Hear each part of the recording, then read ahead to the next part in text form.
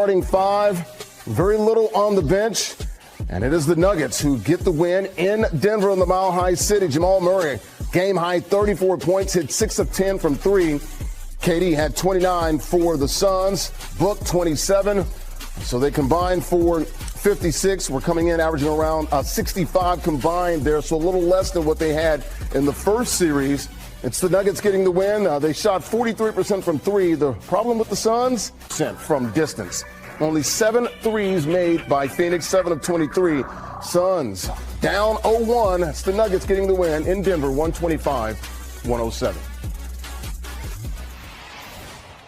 All right, let's go ahead and bring in our CBS Sports NBA writer, Colin Ward-Henniger. And you look at it, first game out there in Denver, Colin, and the Nuggets, well, they were just sitting home waiting on the Suns. The Suns actually traveled to Denver on Thursday to get acclimated to the Mile High City there, but it was not enough for Phoenix. KD and Book played well. The bench actually got some bench points, but it was Jamal Murray too much. He looked like bubble Jamal that we saw in 2020 down in Orlando. How good was Jamal Murray helping the Nuggets beat the Suns in game one? Yeah, I mean, Jamal Murray was the best player on the floor in game one. The Suns are going to be in a lot of trouble. Coming into the series, they knew that they had some depth issues, but they thought, hey, at least our high-end talent, Kevin Durant and Devin Booker, could arguably be the best two players in any given game. In game one, Jamal Murray was the best player. Nikola Jokic was the second best player. And if that's going to happen, this is going to be the result, a 20-point game, a blowout. So Jamal Murray, I mean, you have to feel good for him. Just such a great story. What he's shown us in playoff settings before his injury was that he is capable of being an elite player on the postseason stage. We saw that again. You saw him shout to the crowd, "We waited for this." Not just Denver waiting for Phoenix for this matchup, but obviously Murray waiting to get back to his old self and be able to try to bring this city a championship. Murray was absolutely electric, and it's got to provide a lot of confidence to the Nuggets moving forward in this series. Yeah, Colin, CP3 said, you know what Joker is going to do. It's Jamal Murray. He's the gets Denver going. Of course, he had 34 the game high there and the 6 of 10 from three. You look at it here, the Suns were actually favored coming in, favored to get to the conference finals. How much did that play with Denver here, sitting back at home, the top seed, and everyone's talking about Phoenix being the better team and being favored heading into the series? Seems like had a little chip on their shoulder out there in Denver on Saturday night. It's the same old story for Denver. I mean, they're the number one seed all year. Nobody's talking about them. Kevin Durant gets traded. Suddenly they're not the favorite anymore. They feel they don't get enough all-star recognition. They felt Aaron Gordon should have been, much more highly considered. They lie under the radar, and I think that they've come to grips with that. Michael Malone kind of is that, Queens tough kind of coach, and he breeds that type of personality with this team. And you can tell guys like Bruce Brown, Christian Brown coming in off the bench, they play with an edge, they play with an energy, they play with, like you said, a chip on their shoulder. And that was clear in game one. So we'll see how this series and series like this tend to kind of go back and forth. You look at game one and say, hey, Denver blew them out. They have all the answers. There's no way Phoenix can keep up. Game two could be completely different based on the game plan that Monty Williams draws up and the way that Phoenix's role players, besides Kevin Durant and Devin Booker, really step up in the upcoming games in this series. But man, just a tremendous performance from Denver, and it's clear that they earned their number one seed in the Western Conference. Been a win series for these two teams. It was tied 2-2 in the regular season, both teams winning both games on their home floor. The first two games, the Denver Nuggets won. No KD for the Suns after the trade deadline. The Suns won both of those games, but Joker didn't play in those final two games. So first time we saw all of these star NBA players on the court. Heading into game two on Monday, how important is it for the Phoenix Suns to come out there and more specifically KD and Book? They had 56. Coming in, they were averaging about 65 in the first round from those guys and more from around them as well. Yeah, I mean, I thought that the Suns kind of had an odd game plan to start this game. A lot of the talk coming into this series was how was Jokic going to be able to handle the pick and roll with all of Phoenix's extremely stellar mid-range shooters, Booker, Durant, and Chris Paul. It seemed like a lot of the first half was a lot of isolation. Durant was remarkable, but it was tough getting their baskets. Meanwhile, Denver was forcing a lot of turnovers, getting out in transition, and really feeding off of that energy. So I think for game two, really they need to go back to that pick and roll. You saw it a little bit to start the second half where Chris Paul was involved with DeAndre Ayton Ayton.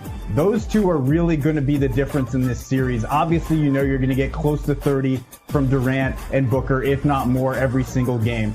Chris Paul and or DeAndre Ayton needs to give him at least 20, preferably 25, because clearly the rest of this roster is just not going to give them anything in terms of thing they need to do is limit Denver's three-pointers. Denver made as many three-pointers as Phoenix attempted, basically, and that just can't happen if you're going to win a playoff series. Yeah, Booker averaging 37 in that first series against the Clippers, down to 27 here. You talked about that pick and roll, and Joker had a good quote about it. He says, how do you stop Phoenix's pick and roll? And he said, you pray. Well, those prayers, they were answered on Saturday night. Nuggets up 1-0. Game 2 will be Monday night back out there in Denver, Colorado. Thanks to Colin Ward Henniger, CBS Sports NBA writer.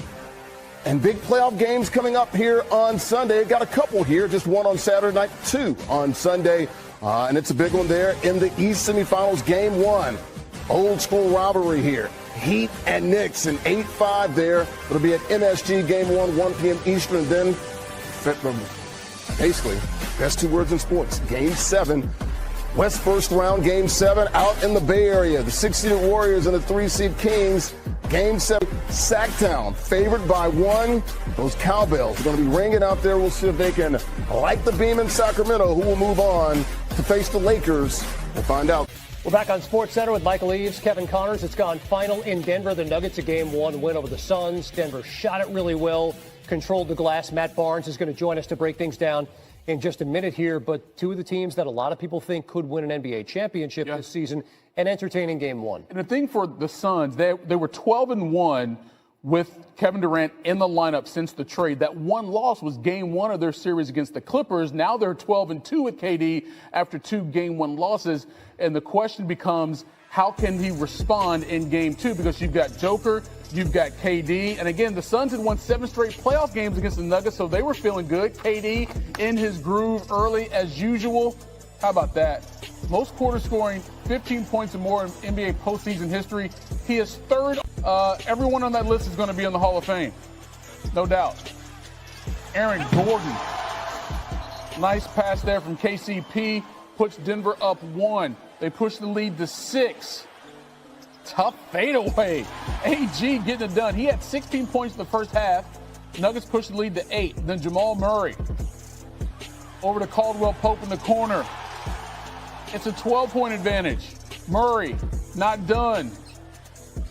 Ooh, reverse spin. Step back. He had 14 in the first half. The Nuggets were up 15. Next possession.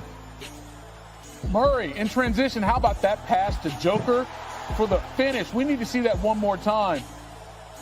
Murray out here dropping dimes like DiCaprio. Nuggets outscored the Suns by 18 in the second, the worst points differential in a quarter for the Suns this postseason.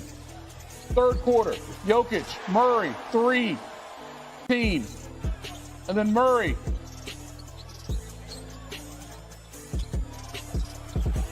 Too much game. He had 24 points through 3 quarters. Landry Shaman's like, what am I supposed to do? That's contested. Good offense, better than good defense. Murray in transition behind the back over KD. Come on. Murray deep in his bag like the fries at the bottom. Then he pulls up from 3. He's like, yo, let's go. Make it loud up in here. Make it loud. 5 minutes to go. Bruce Brown strips KD. Ball game. Suns go on to win it 125-107. They take a 1-game lead. Denver remains perfect at home in the playoffs, 4-0 through Game 1 of these conference semis. With 5 straight playoff wins dating back to last year, Denver owns the longest act in the NBA, ahead of the Lakers, who are also a perfect 3-0 so far this postseason. For more on Game 1, we bring in NBA champion Matt Barnes. And Matt, it's not like the Suns didn't have their own 1-2 punch in Devin Booker and Kevin Durant. Both were outstanding in this game. But how would you describe what Denver got from Jamal Murray and Nikola Jokic? Well, I think Denver has a huge chip on their shoulder because although they've dominated the Western Conference in the league all season, no one has really picked them as the team to represent the West. And particularly Jamal Murray, obviously coming off of nearly 2 years of missing basketball, he wants to prove that bubble was